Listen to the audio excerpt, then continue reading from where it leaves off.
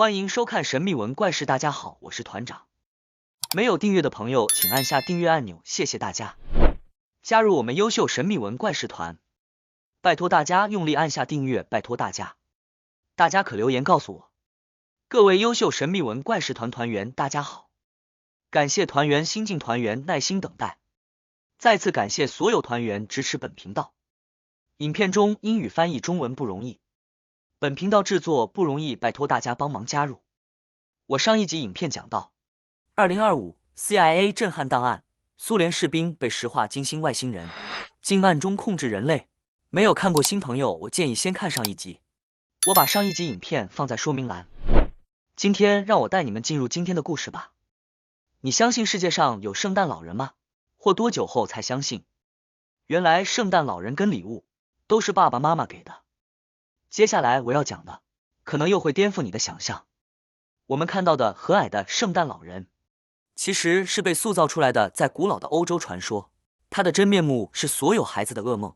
最近有一部电影讲的是一支佣兵团队，在圣诞夜突袭一栋富有人家的豪宅，并且挟持豪宅内的所有人当作人质。他们没有想到会遇到一个完全意想不到的强劲对手。传说圣诞老人赏罚分明，会送给乖巧的孩子礼物，当然也会给淘气的孩子处罚。而圣诞老公公的原型是他圣尼古拉斯，据说他是一个非常乐善好施的人，还会悄悄地救济穷人，后来更演变成为儿童的保护者。但你知道吗？其实慈祥和蔼的圣诞老人形象是被商业塑造出来的，而圣诞老人的真面目，在欧洲的古老传说当中，甚至是所有孩子们的童年噩梦。We heard something on the roof. The hell's this? 团长查阅关于圣诞老人传说的起源，发现最开始圣诞夜会挨家挨户拜访孩子们，其实是一个双人组合，除了我们都熟悉的圣尼古拉斯，还有一个隐藏版的角色鞭子老爹。圣诞老人挨家挨户发礼物的情节，其实是混合了芬兰的古老传说，而这个传说的主角既不圣诞，也没有发礼物，更不是个老人，他是芬兰许多世代儿童心目中的恐怖回忆，他就是 Krampus 坎普斯。在这些地区的传说中， Krampus 是个挨家挨户讨礼物的邪恶灵魂。据说他长相怪异丑陋，半人半兽，会给坏孩子一块煤炭，还有一顿鞭子。但挨揍还不是最恐怖的，因为在更多传说里，他是会吃小孩的。有着大大的羊角跟毛茸茸的身体，就像是我们常常在电影中看到的恶魔。据说 Krampus 会用生锈的铁链锁住那些坏孩子作为惩罚，当他们受够了惩罚时， Krampus 便会把他们放进背上的大布袋里，带着他们回到自己的巢穴，那些孩子就不会再回来了。后来圣诞老人的故事流传到最后被简化，只留下真相与欢乐的一面，所以世界上多数人都只知道圣尼古拉斯版本的圣诞老人，渐渐淡忘了暗黑版的圣诞老人坎普斯。传说中会吃小孩的恶魔，应该是所有人避之唯恐不及的吧。不过在少数的地方，每年圣诞节前夕，竟然会举办关于坎普斯的庆典，当地人会穿上逼真的面具跟服装，晚上趁夜色在街上游行，一边走还得一边用鞭子抽打地面，发出响亮的声响，象征住惩恶扬善。虽然装扮吓人，但据说很多的当地父母会带孩子参加游行，回家后孩子会因此比较乖巧听话，就像是台湾的家长会用虎姑婆的故事吓唬小孩一样。而坎普斯的圣诞庆典流传已久，是另类庆祝圣诞的活动。我们曾经带您看过好几起美国或是日本知名的都市传说。不过接下来我们要到香港，这里有一件更是无人不知无人不晓的恐怖故事，而这个地点就发生在九龙城寨。这个地方地形非常复杂，还常常会有电影到这个地方取景，是赛博朋克的代表圣地。不过在这个地方却发生了一件非常恐怖的传说。我们先把时间往回倒，在过去城寨里面还有人住的时候，曾经有一户人家发出了非常恶臭的臭味。当附近邻居受不了之后报了警，警察来到现场一敲门，来应门的是一个小女孩。警察进去之后发现，在屋子里面还有另外一个小女孩，同时还有一具死亡已久的女性遗体。当警方问起这个地方到底发生了什么事，这个时候他们才知道，这个死亡的女性是2个女孩的母亲，她们是非法入境者，家里非常的穷，到最后是被活活给饿死的。但是恐怖的事情就从这个时候发生了。当警察询问女孩的时候，小女孩告诉警方说，妈妈不久之前才刚帮他们做好了饭菜，就放在桌上，进去休息勘验现场的时候，桌上的饭菜的确像是刚刚煮好的，还散发着热气。但是验尸官勘验之后不对劲啊，这具女尸已经死亡了好几个礼拜之久。那么桌上的这个饭菜到底是谁煮的呢？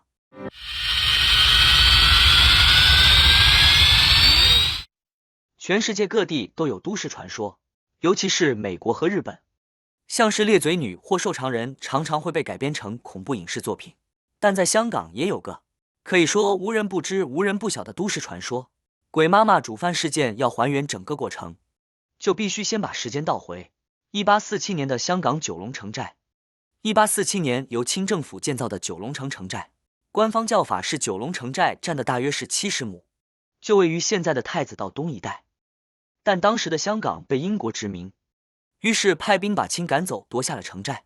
不过后来又被清政府想方设法给拿了回来，双方你来我往，互不相让。The first time you come across the place, it's overwhelming. Nothing really prepares you for it. The noise, the smells, the fluidity and pace of life inside it. The human side of the place kind of ran completely against its physical presence. 不过到了后期，清政府垮台，虽然九龙城寨名义上是归中方管辖，实际上却是无政府状态，中方想管，但在殖民地上管不住，香港政府也没资格管，于是慢慢的就形成了这样的特殊奇观。For some, the walled city was a haven for vice. For others, it was simply a home, or a chance to carry out their trade, to make money, to start a business, to begin living out their Hong Kong dream. 因为无法可管，所以住在里面的人想怎么样就怎么样，开始疯狂扩建和改造，让城寨变成了一座大迷宫，阳光照不进来，就像恐怖片里的场景。根据统计，城寨最巅峰的时候挤了3万多人，这一平要挤8个人，是当时全世界人口密度最高的地方。而事情就发生在这个混乱肮脏的城寨里面。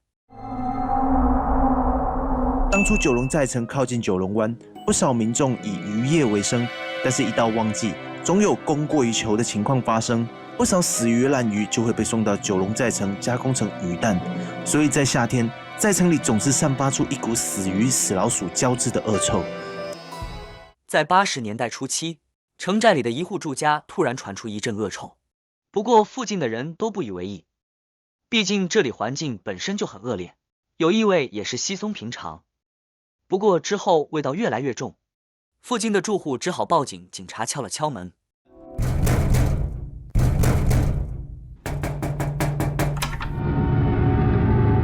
开门的是一个6、7岁的女孩，女孩告诉2名员警，妈妈身体不适，正在房间里休息。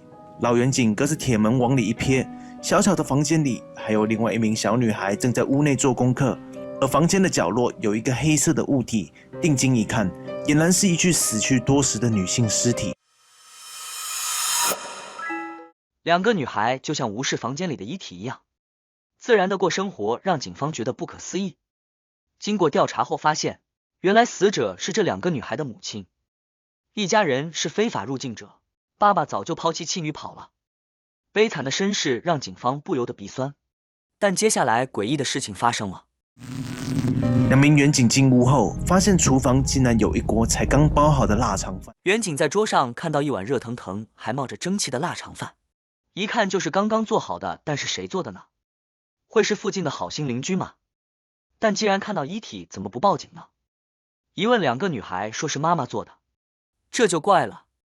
呢碗飯邊個做㗎？開門的女孩說：“這是媽媽做的，她做好後就去休息了，叫我們自己吃完飯就去上學。”但是經過勘驗，发现死者至少死了好几周，甚至好几个月。那在那段期间是谁养活这2个女孩的？不管怎么问，他们都告诉警察，饭是妈妈煮的。过世之后，还担心亲生骨肉的母亲会回来顾小孩吗？不得而知。而这起事件也成为了香港最知名的都市传说。It teetered in limbo for nearly a century, and then it was gone. 随着时间流逝之后，虽然城寨的犯罪率下降了不少，但环境依旧脏乱，还埋有许多隐患，成为了一颗不定时炸弹。1987年的1月14号，英国和中国政府达成协议，拆掉九龙城寨，改建成公园。好多人在这里生活了大半辈子，城寨没了，还因此走上绝路。不过很神奇的是，虽然城寨拆了，这样的一个人类建筑的奇观，却在无数影视或是游戏作品里面被还原出来。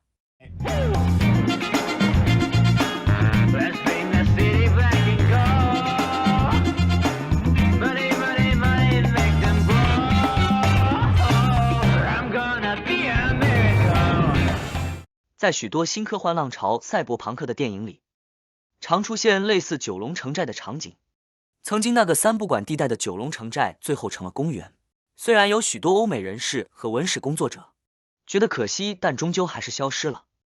而发生在里头的诡异传说，也随着城镇一起被淹没在历史的洪流之中。都市传说，而是一段被刻意隐藏的真实历史，至今仍是个未解之谜。这个世界到底有没有？至今仍有许多解不开的谜团。虽然难以置信，但在科学家让这起世纪悬案多了分想象空间，或许人类就能解开许多难解的谜团，也留给团员无限想象，埋藏着无数科学难以解释的神秘事件。在这里，人类显得渺小又无力，背后的谜团让人想不清也猜不透。是否有未知力量的助力，还有待解答。是真是假，只能说信者恒信了。至今仍是人类想要解开的重大谜团，许多人还是选择宁可信其有，请大家自行判断。希望您会喜欢今天主题，也欢迎在下方留言分享你对这些的看法。大家帮我按赞、订阅、开小铃铛，谢谢。感谢收看，下次再见。